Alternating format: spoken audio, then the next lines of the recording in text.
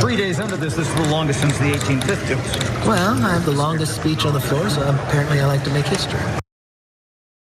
Oh, he just loves to see the bright side of things. He's making history by having lost 11 consecutive votes to be the Speaker of the House, which is a lot of them. And I have to think that could be like 4 with no real different, like they would do a vote and then they would do another vote like 20 minutes later.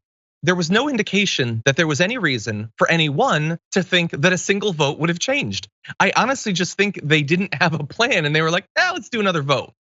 But after this 3 days now, 11 different votes. It's the most protracted battle for the Speaker of the House since 1859. McCarthy did brief Republicans on a morning conference call on concessions that he had made to the different defectors. And he says that as a result of that call, he's in a good position right then. Well, here is our current knowledge of the concessions that were discussed. Take a look at this. He lowered the threshold of the votes required to begin the process of removing himself as Speaker. Just one person, one member of the conference can do it now. And to keep, he also agreed to keep his own PAC out of GOP primaries and also to add more Freedom Caucus members to the House Rules Committee. And I understand he also signed on to a separate approval process for earmarks and allowed floor votes on term limits for members and specific border policy legislation. So yeah, like I said on the show yesterday, which concessions?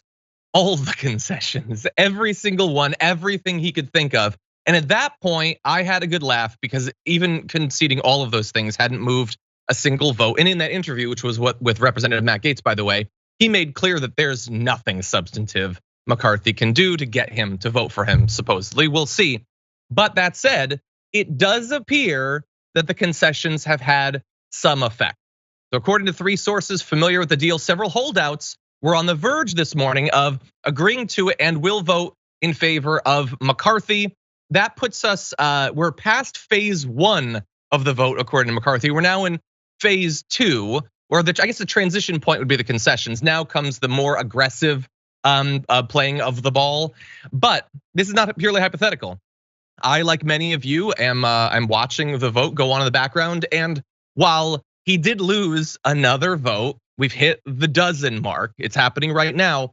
Several of the votes, I believe 3, but we'll get the final result, have actually switched over. They had been voting against McCarthy. They're now voting for him. Now, 3 votes, maybe it becomes 4, maybe it becomes 5. They're cheering for someone right now, so I'm guessing another person switched over, I don't know. Represents momentum, and McCarthy thinks that will make all the difference in the world. It doesn't change no, we're saying 9 have now flipped? Okay, so we're gonna get the specific number. He still lost, but this could represent a path forward for him. Brett, what do you think? There's a lot to unpack there. The first part being when he, in the first video you played, brags about making history. Like, there's a lot of bad ways to make history. The guy with the smallest penis in the world has made history. I'm not sure you want to be making history and call like that your big accomplishment. I apologize for the grossness, but that's on the one hand. The other thing is, like, the main calculus here is how long is the memory of the voting electorate? With the House of Representatives, I think you can get away with a little more disarray than in, say, the Senate. But this is a fiasco, and the battle is over the narrative. I just don't see anything really momentous in what they are fighting for now. Especially that thing to keep McCarthy's PAC out of the primaries. I'm sorry, but it doesn't matter. He's still gonna find a way to until you get rid of Citizens United, which is something I think that Matt Gaetz is for. You're never gonna. He's definitely for certain campaign finance reforms. You're never gonna get the main party out of it, especially at a time. And I don't see what they gain here, especially when the main takeaway from the midterms was that the Trump wing primarying incumbents, those folks were the ones who lost them power. Yeah. So the thing he's fighting for is is their Achilles heel, and he just wants to spread it to the rest of their body. Yeah. It is very weird, as you point out, that the ones who seem to have stopped them from having a bigger majority now get to use the smaller majority to gain more power. And even inside of that group, Lauren Boebert has been one of the most out in front, and she barely won her election in a district where Trump had done much better. So that's the weird way that politics works. But I do think we're at 9 votes right now.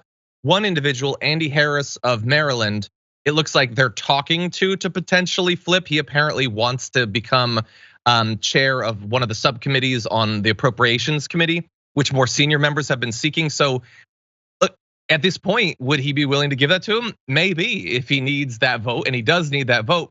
But it is so weird that like the most fringe ones are going to be elevated to positions of even more power and authority. And I'm sure that will lead to no lingering problems for Kevin McCarthy going forward once he becomes speaker, if he does.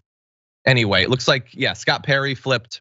Okay, so 9 holdouts have flipped right now, about half. That's more than they had predicted actually this morning, which I think represents good news for him.